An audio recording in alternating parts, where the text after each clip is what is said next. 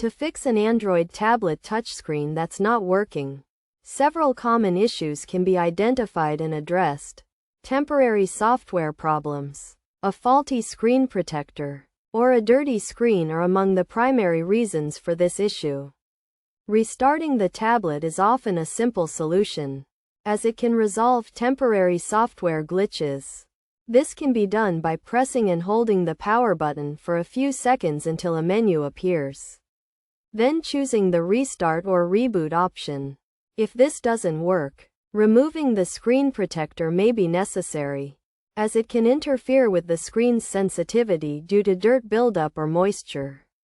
Alternatively, cleaning the screen may be the solution, as dirt, oil, or dust accumulation can affect the screen's sensitivity. This can be done by gently removing the buildup with a soft cloth. By following these steps, an Android touchscreen that's not working can be easily fixed.